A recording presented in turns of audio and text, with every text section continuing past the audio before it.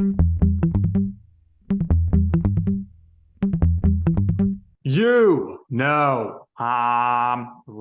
a podcast that uncovers the origin stories of some of the biggest names in TV, entertainment, entrepreneurship, sports, and so much more. Nick Durst here, along with Joe Calabrese and Joe. We're very excited for our guest today. Why don't you tell everybody who we have with us? You can see him on Bravo TV Summer House. He's an investor of the drink Loverboy, somebody we're very happy to have on with us. Carl Radke. Carl, welcome to the show. How are you doing today? I'm doing well. Thank you for having me. Happy Friday, or whatever day it is. Usually we don't like to give out days in advance when we're recording, but sorry about that. No, you're good. You're good. Doing well. Calling in from New York City. It's been a busy week, but yeah, feeling good to be here. So thanks for taking the time. Nick and I are from New York City as well. We're from Staten Island, so where does the Staten Island accent come from? It's very polarizing, and it's like you guys are just across the water. We were joking about it last night with Lindsay and her friend, because someone had a Staten Island accent. It was like, how does that? It's very different than Manhattan. So, I would say Joe definitely has more of a Staten Island accent for sure. I do. Very Staten Island accent. I would say a lot of it probably comes from our parents coming from Brooklyn and just kind of melted over and gets very mumbo jumbled, I would say. What do you think, Joe? Yeah, I think Staten Island, in relative to the rest of New York City and the other boroughs, is its kind of own entity. It's a little more of a suburban mix, kind of like how Jersey is, kind of how like Long Island is, kind of like how Westchester is, whereas the city is kind of like condensed and there's other different people in the other boroughs. So we're definitely uniquely our own is the best way I could describe it. We get a bad rap, but it's not that bad here. Yeah, Staten's not that bad. I've been over there a few times. It does get a bad rap, unfortunately, but and great food out here, great pizza. Oh, I've had some pizza out there. Back in my dental sales days, I used to cruise around Staten Island all the time. So very happy you're familiar with it. Definitely. So we have had a lot of great Syracuse alumni on with us. A lot of people who have previously worked in media. So you've attended a Newhouse school at Syracuse. How was that like? What did you do on campus? How'd you keep yourself occupied? Activities, internships? And Nick always asks this, so I get to ask it. How did you deal with the brutal cold of being in college up there? Well, shout out to Syracuse, a very proud alumni. The Newhouse School is a school for TV and film and, communications. It's very, very well known. So I feel very lucky to have gone there. But yeah, Syracuse was a great college experience. I actually have my degree up there. You can kind of see the top of the screen. Very proud to be an Orangeman, or now it's called the Orange, more politically correct. But yeah, Syracuse was a great college experience. I really wanted to go for education, so the TV film program is, really where I wanted to be. I was a good athlete. I could have probably played some sports, maybe like at Penn State playing volleyball or, done some basketball for like a Division II or Division III, but I really wanted the education. So Syracuse provided that, but also like the big school environment, big football games, big basketball games, fraternity life, 15 to 20,000 students. It was the right mix, but Syracuse also provided a lot of diversity, which is what I was really hoping for. Growing up in the South Hills of Pittsburgh, it wasn't very diverse, let's just be honest. So I was really hoping to meet new people. And, freshman year, my roommate was from the Upper East Side of Manhattan, and I met all sorts of friends from Boston and New Hampshire and Jersey. So it really was like a crash course in the Northeast going to Syracuse. But yeah, man, I had an amazing time at school. I mean, I was involved in the TV program a lot. So we actually did a multi-camera sitcom that we created, wrote, directed, and built the set. There was a radio show that I was involved in, the newspaper. And at one point too, I did walk on to the basketball team. I was on the practice squad, also on the women's basketball team as the practice squad. They brought in like really good male athletes to play against the women. UConn started doing that. And then people were starting that's why they're winning all these championships, because they were competing against, guys that were super athletic and could jump high. And so I had a lot of fun. I did a lot of different things at school, and I was in a fraternity for a little bit. I was a Fiji And how did I deal with the snow, man? I mean, listen, Syracuse does not screw around with the weather. I actually was told it's the most precipitous city in the country, more than Seattle and more than like Buffalo. It actually snowed, not on my graduation, but when I was a sophomore, it snowed in May on graduation, which is just crazy. But they don't cancel classes for anything. Anybody who's actually gone to Syracuse knows what I'm talking about. You could get literally 15 inches of snow and no one blinks an eye. It's, in Dallas or Florida, if you get an inch of snow or anything, people lose their minds. But in Syracuse, it was just get your shit together and go to work or go to class. Like there's no excuses. So you were a fraternity guy. So I got to ask you, were you one of those crazy people who in the snowstorms were wearing a hoodie and shorts to go to class? No, I always thought those kids were super, super dumb for doing that. I might have, maybe just worn the sweatshirt, not a winter jacket. But growing up in Pittsburgh, we did have cold weather. But there were those frat bros who definitely try to be like, let people know that they were tough or cool by just wearing shorts. And I'm like, you're crazy, man. Yeah. So you're talking about playing basketball a little bit on the practice squad there. I guess, as you kind of say, you were the replacement for Carmelo Anthony, who led them to the championship, and then you kind of walked on to lead the show. But what was the process like to get on the practice squad? It's funny. So, real quick, when you say Carmelo Anthony, my senior year of high school, I'd sat down with a guidance counselor. And I really identified the schools that I thought would be best for me. And it was the community, like USC or NYU or Syracuse. And my mom and I visited Syracuse the day after they won the national championship with Carmelo and Akeem Warwick and Jerry McNamara. And we were on campus that next morning, and like there was like burnt couches on the streets. There was just hungover people everywhere. The place was just like post Mardi Gras war zone. And I was like, this is where I want to go. Like this is so Carmelo was a big reason that I went to Cuse. Sorry, what was the second part of your question? I blanked. Oh, that's great story there. I just wanted to know, what was it like to get on the practice squad? Oh, yes. So at Syracuse, there's a gym where all the students would work out. And there was a basketball gymnasium that was always well known. Like all the football players during the off season or not during their practices would go and play pickup. And the pickup games at Archbold, anybody who's listening has been to Syracuse, Archbold Gymnasium used to be the gym. And they'd have unbelievable pickup games, every day, every night. And I was a gym rat. I would go to class. I didn't, my freshman year, I didn't really party or that much. I mean, I definitely did, but I was more about playing sports and getting good grades. And the gym, I was a good pickup player, really good pickup player. And at one point playing pickup, Bernie Fine, who was an assistant to Jim Boeheim, who was just there kind of, I guess, scouting or watching, he had asked a few of us after like a pickup game, because I could dunk. I was, I could shoot. I was doing fun stuff. He was like, you should come try out for our practice squad or walk-ons.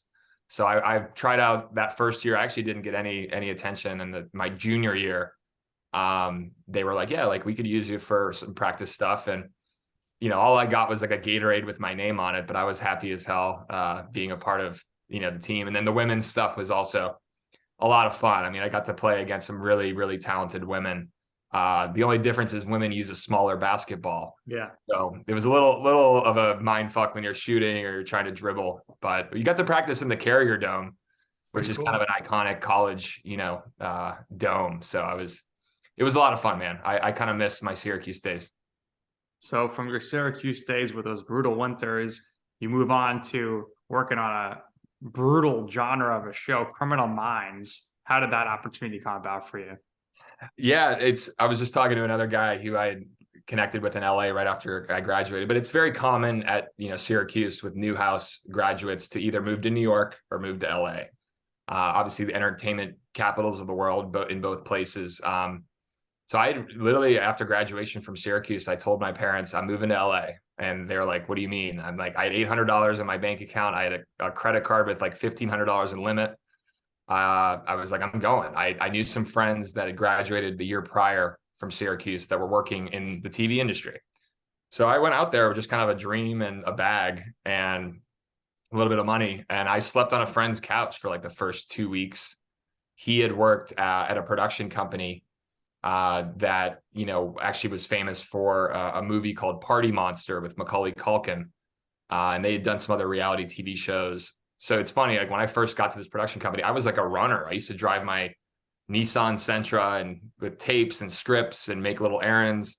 And funny now, some of those guys at this production company now are at Bravo and know me from that world. So yeah, it's just kind of in LA. I mean, at the time, this is like 2009. There's message boards, there's Syracuse people trying to help each other out. And one person posted, hey, we're looking for production assistants for a criminal TV show on CBS. And I worked on season 2 and 3 of Criminal Minds, which is still airing now.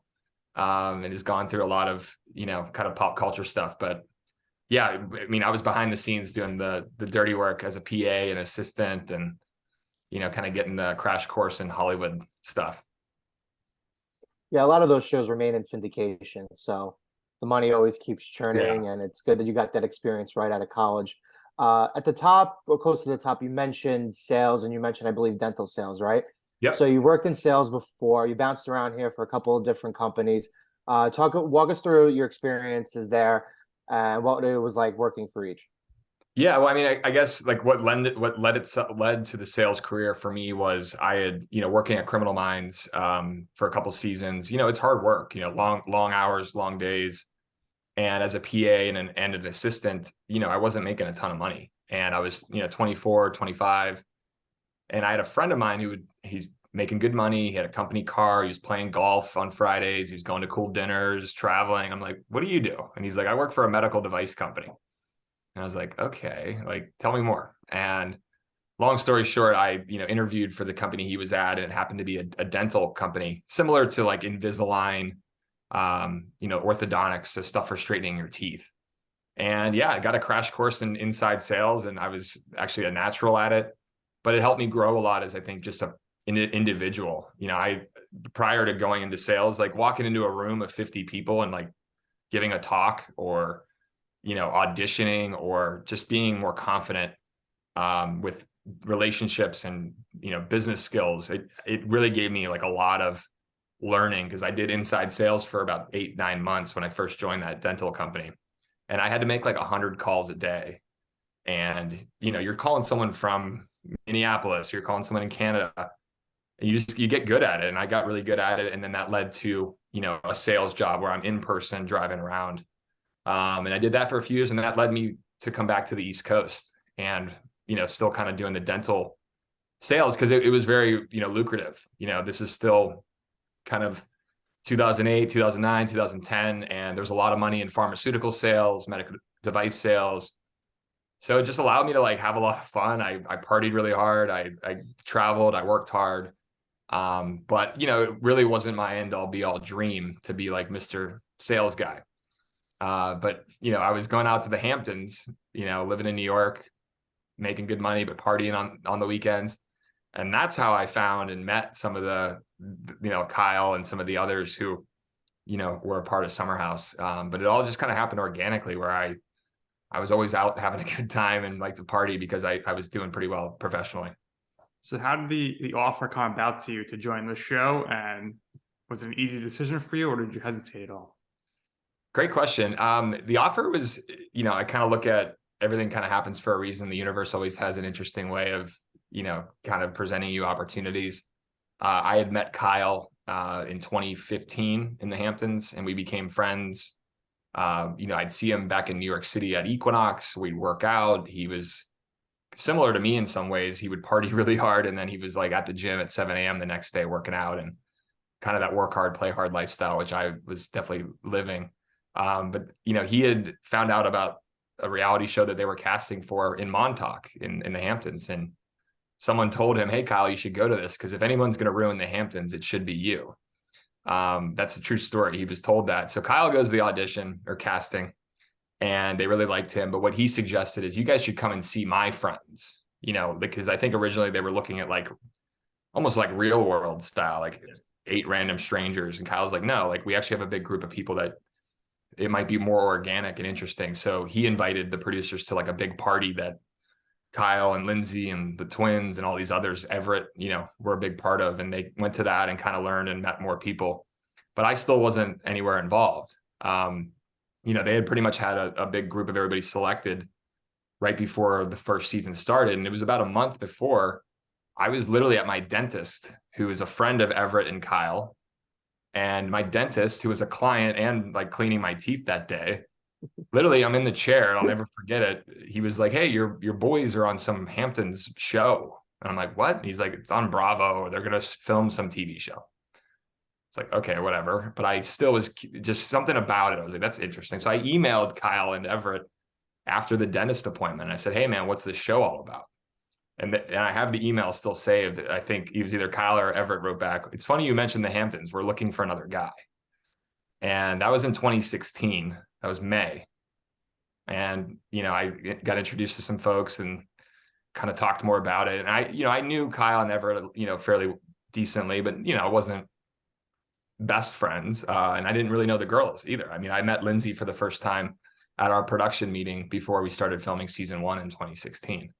So yeah, it was kind of like Kyle, famously told me, he's like, "Dude, it's a platform. Like it's not just about getting drunk and partying, even though that's what we're allowed to do." But it seemed like something that would be fun, something we were already doing, renting a house with your friends in the Hamptons, and why not give it a shot? Maybe there's something that could come of it. And lo and behold, here we are 7 seasons later. It's, continued to grow and continue to build. But it all kind of happened just in a crazy way. So I embraced it. I knew about Bravo, but I didn't know, much deeper than like, Bethany Frankel or maybe like $1 Million Listing. But I did agree with Kyle. I was like, yeah, there's a platform here. Like a lot of people have had successful companies or been able to leverage the exposure being on its show in a positive way. Yeah. So that was, something that piqued my interest, but ultimately it was about having fun with our friends and real friends, not just random strangers. Dental hygiene playing a huge role in your life. 100%. So you mentioned for a production meeting there, and you're going into that. What took the most getting used to for you to being on camera? And did you think it helped you at all that you had a production assistant background and you kind of knew the backstage side of things? Yeah, great question. I think initially nothing can really ever prepare you for kind of what it's like. I had acted, I had modeled, I did some things when I was in Los Angeles. So I was comfortable in front of the camera, and that was a big part of me wanting to talk to Kyle about it. Was like, yeah, I'd be open to that. And the style of Summer House is very different than pretty much every other Bravo show, where there's cameras in the house itself. There's surveillance cameras in the kitchen and the bedrooms, and that aspect, I don't think I didn't, I was like, all right, that sounds fine, whatever. But most people on Bravo would never sign up for that. I mean, if you look at most of the other shows, it's like, go to a dinner, they film the dinner, and then they go back to their homes, no cameras. We go to dinner and then we go back to the house together with all the cameras. So from that perspective, it was definitely unique. And that's also, it was kind of like, all right, this is going to be like us bearing it all and showing all the sides of us. But yeah, I mean, it's the camera stuff, you get used to it. I think alcohol early on was a big help for that. You party your way through it and just try to forget that it's there. But yeah, my production assistant industry kind of background, I think it helped me a little bit, but I think it also maybe hurt me sometimes because you kind of overthink it. Maybe I knew what it was like working in scripted TV, and where things weren't maybe as organized in the reality side, I'd be frustrated. Reality, they allow things to play out more, and there's more allowance for conflict or drama or things. We're in scripted, it's like, okay, we're getting this shot right now, we're going to go to this thing, we're going to break for lunch right now. Summer House was like, it was a free-for-all. So it took some time to go, okay, like, what's our call time? Like, what are we doing? Like, but it's not supposed to be like that. It's supposed to be just kind of organic and following us around. But I will say too, it's helped me with my relationships with the producers and the production people, because I totally understand working on the other side of it. And I will say Summer House is a very difficult show to work on. You're giving up your summer weekends, and it's a show that, films in New York City, but also we drive to the Hamptons, which is about 3 hours, as you guys probably know, on a good day. On a summer Friday, you're looking at maybe 4 or 5 hours, but it's a hard show to be a part of, so, building the relationships with the producers and the assistants and, even the camera guys and the lighting and the sound people, you have an understanding. And I think it's, I can relate to them a little bit better. And it's a big, happy family. It's not easy doing what we do, but we are so lucky that we have an amazing production team and, the camera guys that, half the time that when they're filming you, I want to make them laugh or, so you build a really nice bond with a few people throughout the years. And we still have some people from season 1 that are still on the show, which is pretty amazing. It's hard to do that in reality TV. A lot of people bounce around, but we still have, some people that are still day one crew people, which I love. So yeah, that's impressive. A lot of people are usually bouncing around from job to job for sure. So you mentioned it before, all the crazy parties. Usually on the show, you have parties with like 50 people or something. How many of those people do you actually know on a weekly basis? Because it seems like there's just so many people there. I know Joe's always in Montauk. He goes to a bunch of parties and he's usually with his friends though. So I don't know if he knows too many strangers. And then how much of a pain is it the next morning waking up, seeing the house in absolute shambles, knowing you got to clean up when not everybody wants to participate in the cleanup? yeah, I mean, it's like the show. Listen, early on in our journey of it, it was harder to get friends to come over sometimes because they were a little camera shy, and we have a lot of friends that work, it's New York City. There's corporate finance, there's tech people, there's fashion, there's serious business. And some of those people just didn't want to be on camera per se. So we did have a lot of support from our close friends that would come, but it was hard sometimes to get people to come over. So earlier seasons, maybe our parties weren't as robust. But fortunately, Lindsay, myself, and Kyle, we've been going out to the Hamptons for so many years prior to it being a show. We've developed friendships and relationships with even local people who live out there and friends who own restaurants or friends who own, stores. Because it's also helpful to film at locations that we like to go to and build those relationships. So later, in the last 3 years, honestly, it's helped because we have a cast that does invite friends and they have different groups. And so it's definitely a collection, but there isn't random strangers. Sometimes to me, there's strangers, but to others, oh, I know that person. Right. So it's, when you have a group of 10 people and they all invite 5 or 10 people, you're going to have some mixing. But also too, when let's say we were going to have a party on a Saturday, we would go out Friday night to dinner and then go out after dinner. And if you meet people out and about, maybe you run into a friend you haven't seen in 2 summers, you invite them. Hey, who's in your house this weekend? Bring them along with you. Therefore, there might be some other, random people involved. But we have security guards at the house, not just random strangers can walk in off the street. But our parties are a lot of fun. We want people just to be themselves and not even care that there's, a camera there. There's free alcohol. There's usually a DJ. There's great themes. We have a great pool, great backyard. Usually we're barbecuing or having food. So we try to take care of our guests. But all we ask is participate. Don't just be on the sidelines trying to just watch us make TV. Yeah, you put a lot of time and effort into those themes. Oh yeah. A lot of pressure when it's your week to pick the theme for the party. Yeah, I mean, it's gotten to a point now where we're running out of ideas somewhat. No, there's never a shortage of the ideas. It's just the biggest thing is getting everybody on board with those ideas. We've got a really creative group of friends. Lindsay's had some great themes for her birthday. We've had Kyle do some stuff for his birthday. People bring a lot of ideas to the table, but sometimes it's getting that idea to stick sometimes can be hard. So you got to campaign a little bit for whatever idea you want. But I will say this coming season, there's some really good themes that I think were, a lot of fun. For me, I don't drink. So being able to dress up allows you to kind of get into character a little bit more and be a little bit sillier, be a little more outlandish. So yeah, I've always loved the themes, and it's when other people it's when the guests who come over also participate. And believe it or not, our cameramen and some of the producers also participate in the theme. So when you're watching the show, you wouldn't even know if it's, who it is or not. So, cause they all get involved, and it's so funny when they really go all out for the theme parties. What past castmate would you like to potentially see return, or at least what castmates would you like to potentially see come party with you guys for a big party next season? Yeah. No. It's funny. Like we're very close to Jacqueline, who was on season 1. She was a girl from Texas, blonde. She was in the first season, but kind of just it didn't really work out for her overall. She had some other stuff she was dealing with. She was in a relationship. But we're still very close to Jacqueline, Lindsay and I, and love Jacqueline. She would be someone fun to have back. But also, I mean, this coming season, Luke was not on full time, but he does make a guest appearance, and Andrea. I love Luke. I love Luke and Andrea. They were obviously good bros, and we had a lot of fun. But they're just good people too. And I think they're certainly for the viewers, a lot of women and men certainly like tuning in to watch Andrea and Luke. So I would have them back any day. And I think that's probably about it overall. I mean, everybody has had a role that has come in. Some people have made a bigger splash than others, but for the most part, it's all love. I mean, we're very grateful for everybody that, comes through and tries to give it their best.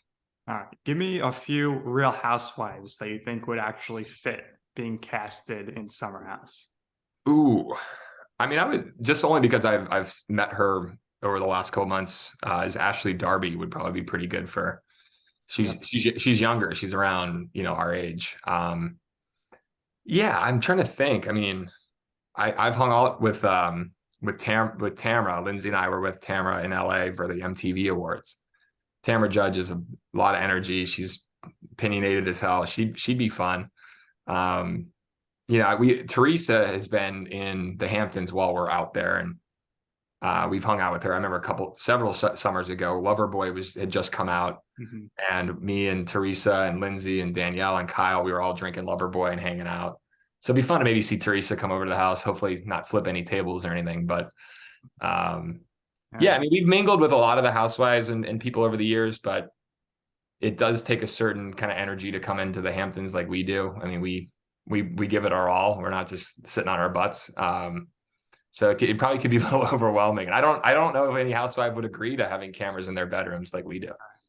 Yeah, Teresa would be great. Just don't give her any sprinkle cookies, and that'd be fine. What was it like when Andy Cohen appeared at the house last year? I mean, it was probably one of the coolest moments in our show. I mean, we had obviously met Andy several times prior to that, and a lot of us have been fortunate enough to be on, Watch What Happens Live throughout the seasons. But his support of our show has been amazing. I think he's obviously like the king of Bravo, and with him kind of championing your show, and he lives very close in the Hamptons to where we were that summer. He's actually, I think, building a house in Amagansett now. But he wasn't that far, actually. He was like down the road from the house. So he just like literally strolled on over and stopped by. But his reaction to some of like the filth and the dirtiness and the setup of the house, his reactions are great. But yeah, Andy's been an amazing support for Summer House, and he's a big Hamptons guy. So he understands. But I'd love to have him over again. Maybe he can bring his children next time and have a baby party. Yeah, he has a great energy with all of you when he's talking to you on Watch What Happens Live or the reunion for sure.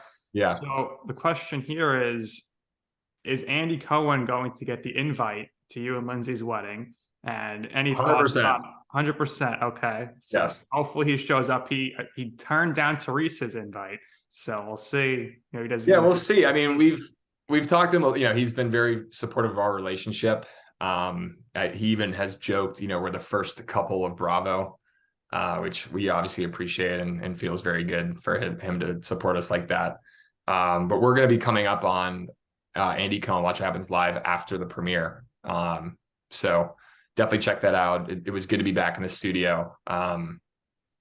Yeah, he's been just like, he would be someone that we'd love to have there. I understand he's a really busy guy, and he has 2 kids now, so his schedule is a little more challenging, but we verbally, said we really love for you to be there. And obviously we're going to still campaign for him and maybe invite some of his other friends so he feels even more comfortable, So where are you and Lindsay going to get married? Is it going to be out in the Hamptons? I'm sick of that, and you're looking for maybe something different, maybe a destination wedding?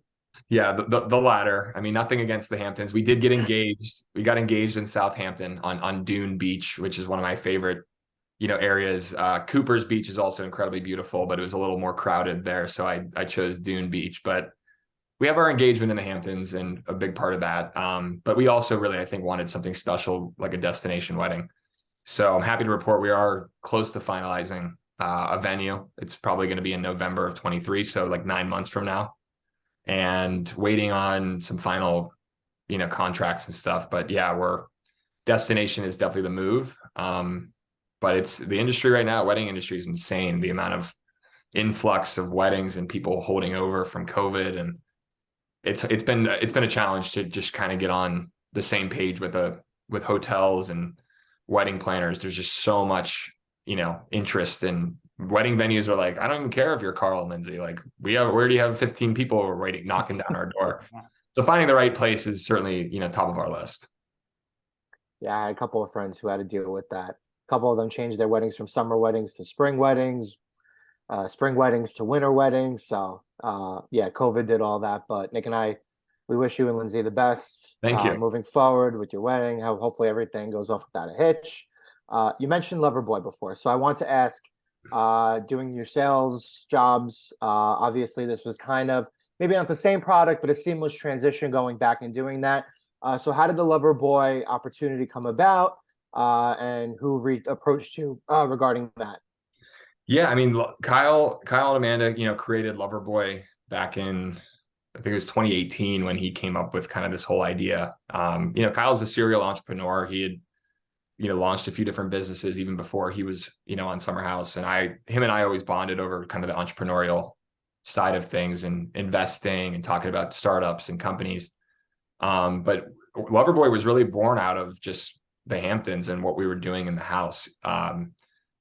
What people don't realize is, I mean, we pay for all our own groceries and all our own alcohol at the house. We don't just show up to the house and it's fully loaded with things. So the first 2 seasons, Lindsay had some contacts at companies where they'd give us some cases of stuff, or we'd get free rosé or get some bottles here. Kyle, would get some stuff, or I'd maybe get some tequila or whatever. We were just trying to be resourceful so we didn't have to spend our own money. And what we realized is one of the most asked questions was like, what are you guys drinking? What brand is that? What brand of rosé is that? Or what company is that? And then also too, the massive hangovers we were having. We were drinking a lot of twisted tea. Twisted tea is delicious, but it's got 35 grams of sugar in it. And you wouldn't know that because it's not on the can. It doesn't tell you on the label. So filming a reality show with a massive hangover, you're giving exposure to a brand that doesn't, really speak to you other than it just gets you drunk.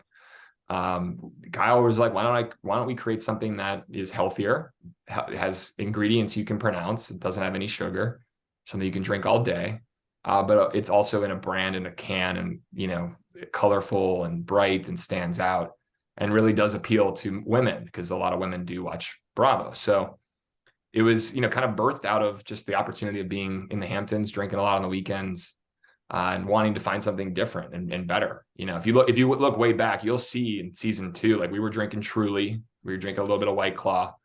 But again, we were kind of like, these are kind of boring brands, no shade at them.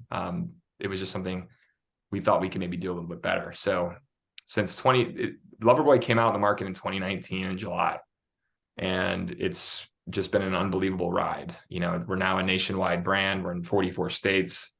Possibly international at some point. Our retailer partners range from Whole Foods to Target to Walmart to Kroger. Here in New York, you can go into like a Morton Williams or a King Cullen or a ShopRite and find Loverboy, which is just pretty amazing. But it's been a lot of hard work, and I've been a big part of the brand and the day-to-day VP of sales, and I've been a big part of the promotional and marketing efforts.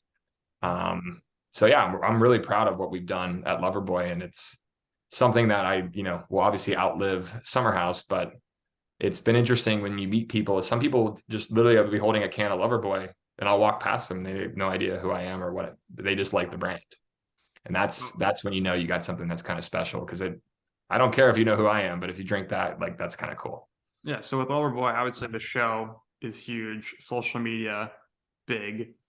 How much did your social media following change after the first season that the show is on? And then do you get a big bump every single year, or do you feel like you kind of plateaued at this point?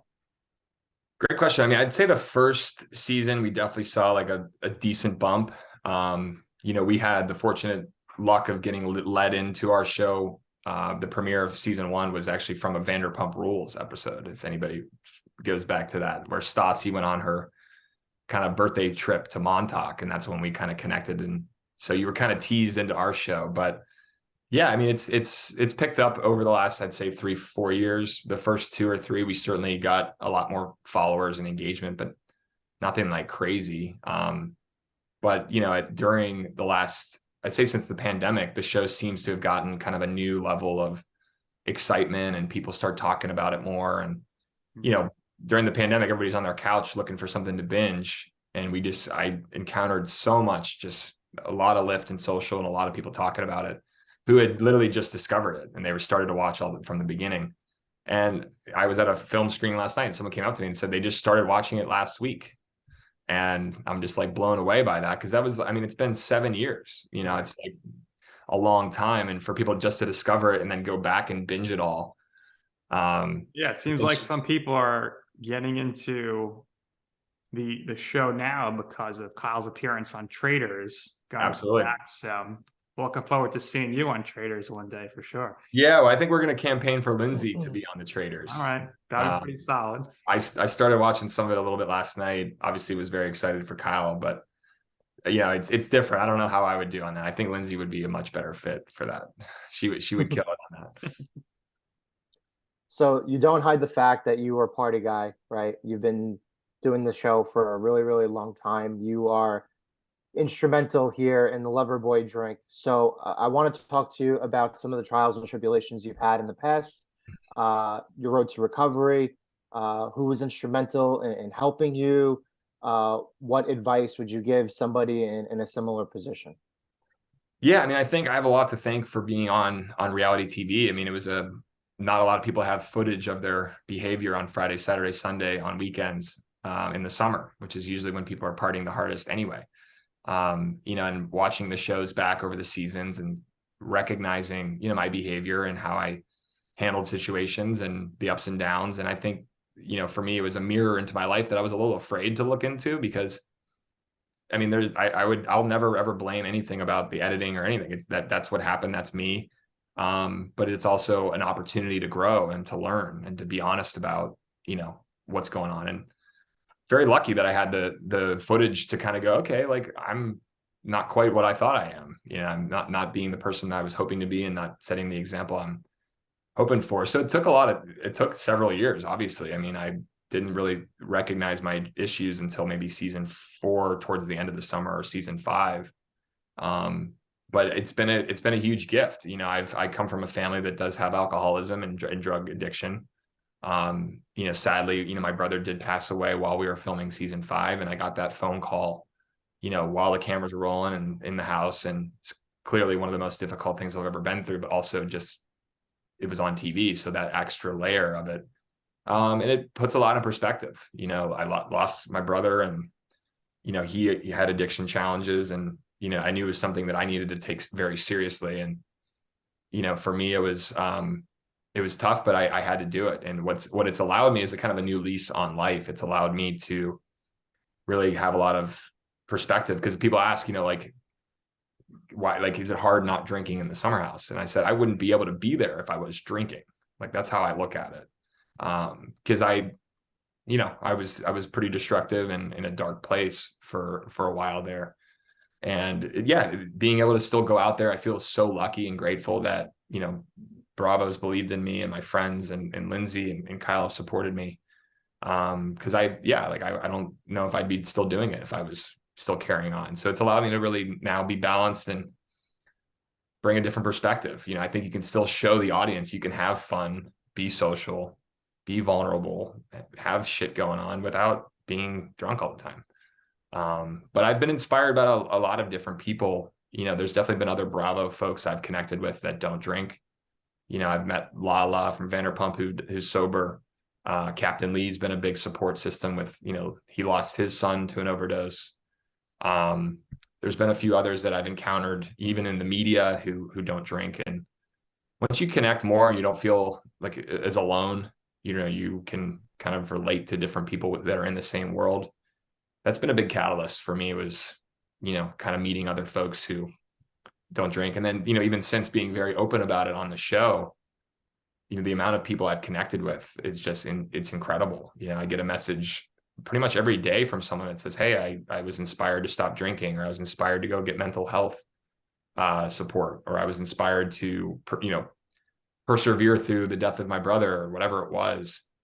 That's what it's all about to me. Like, if I can help influence or motivate someone or inspire someone or make them feel less alone, like, I never imagined that would be something that could occur on this program. But the simple fact of me just taking better care of myself and looking myself in the mirror and kind of going, okay, like, I need to do some things to improve myself. I only did these things for me, but it helps other people. Like, I never, ever imagined that could be the case. So it's a gift that keeps on giving. But, listen, I'm still human. I still got work to do. I just celebrated 2 years, no alcohol, January 8th. But, I still have my emotions. I still got anger. I still got to deal with uncomfortable conversations and conflict, which it's hard, but I still am active with therapy, and I still work out a ton, and I do, go to meetings. I'm really trying to support myself in the best way.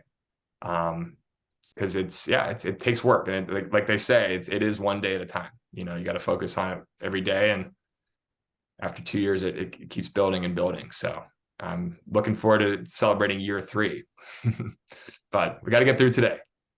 Yes, sir. Absolutely. One day at a time. Credit to you for being able to use your platform to inspire others to make the changes in their lives as well. So you should be very proud of yourself for your own personal work and for what you're doing for others as well. Thank you. What would you say in your life or your career would be your I'm right moment? So what I mean by that is a time or place where you wanted to pursue something or do something. You asked somebody for advice, and they said, Carl, that's a terrible idea. What are you thinking? Don't do that. And you were like, you know what? I'm going to do it anyway. And ultimately, you will see why it is that I'm right.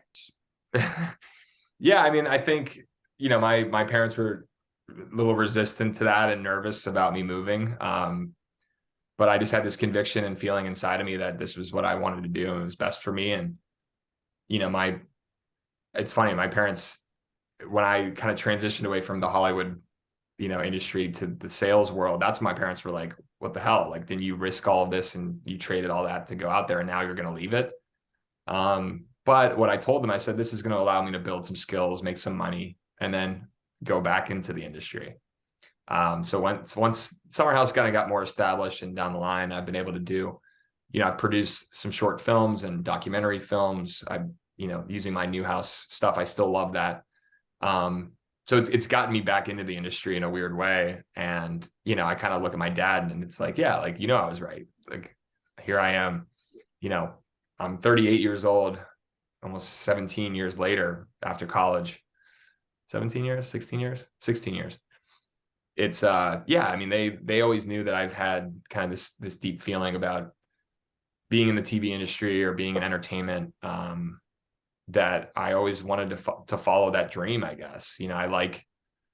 I've always been a creative mind, but also I like the feeling of being on camera. I like being in front of a microphone and talking, but now being able to do it in a way that can help people or connect people or be honest about it. I really want to utilize that, because I'm a lot more comfortable and confident just being completely open and honest. Where in the past, maybe seasons 1 and 2, if you interviewed me, I might have been a little bit more just telling you what you guys might want to hear, not just being like brutally honest. So yeah, I don't know if that answers your question or not. Any answer is a great answer for us. Last question from me, Carl, and then we're going to let you go. Nick loves when I ask this question. So I tend to be more of the spiritual person of the two. I've been through a lot in my life as well. I'm very into astrology, believe it or not really a guy thing, a dude thing. So I got to ask you, what is your zodiac sign? Like my astrological sign? Yes. It's Aquarius. Aquarius. So we are in Aquarius season. So your birthday either just passed or it's coming up. Yeah, it just passed. It's on January 27th. Oh, belated happy birthday. Thank you. Yeah, I don't really, my fiance Lindsay does pay attention to the astrology stuff. She has like a book that we've looked at. I don't dive too deeply into it. Not that I don't think it's bad or anything. It's just, I don't know. It's just not something that really I draw upon. I do, like the feeling of energies and bigger powers. And I'm not a very religious guy, but, I've definitely loved motivational stuff. I do a lot of, I do like to read. I do listen to certain podcasts that have more of a, kind of a deeper meaning to it. But yeah, the astrology stuff, I'm probably not as tuned. I know they say Aquariuses are very social people, but that's all I've ever heard. And then I've met other Aquarius who are very different than me, and I'm like, how are we even the same sign? I don't get it. So Yeah, well, they're air signs. Air signs are great communicators, very sociable people. Aquarius kind of need their own time to detach a little more than the other air signs. And what I will say is, Aquarians tend to have a very typical love for humanity, right? There's a very like broader, bigger picture thing to all the actions that they do, right? So if you relate to that, that's a start. no, I definitely relate. And you said something about the detachment, and that's actually very spot on for who I am. Yep. I'm very good at what I do. So, Carl, we thank you for your time. We really, really appreciate this. Thank you guys. What we do here is we always give our guests the last word. So if there's anything else that you would like to share, if there's anything else you would like to promote, by all means, go ahead. Your story is amazing. Continue having fun. We wish you and Lindsay once again the best into the future, and hopefully the wedding goes, like I said, off without a hitch. But like I said, if there's anything else you would like to share, promote, go right ahead. Sure. No, I thank you guys for having me on. I appreciate it. I think Nick emailed me maybe a year and a half ago, and I have an email that kind of sometimes I've neglected just because I was so focused on Loverboy. So I've been trying to follow back up, and I appreciate you guys thinking of me and making the time. But, I'm looking forward to you guys seeing this season of Summer House, which is premiering February 13th at 9. And then Lindsay and I are going to be on Andy Cohen, Watch What Happens Live at 10 p.m. After. And yeah, it's going to be a very interesting season, but there's some really exciting life moments, me and Lindsay getting engaged, and obviously some other things going on. So I'm pumped for you guys to see that, but most importantly, just appreciative of being able to tell my story and, share some nuggets of things that I've been through. So appreciate the opportunity, guys. All right. Thank you so much, Carl. We look forward to the upcoming season, and I'm sure it's only a matter of time before you and Joe cross paths in the Hamptons. Yeah, we'll see you. Maybe I'll see you at a Foo Fighters concert at Surf Lodge. Hey, look at this guy. Very, very happy about that. That would be cool. All right. So that's going to do it here for this episode of You Know I'm Right. For our very special guest, Carl Radke, for my co-host, Joe Calabrese. I am Nick Durst, and this has been You Know I'm Right.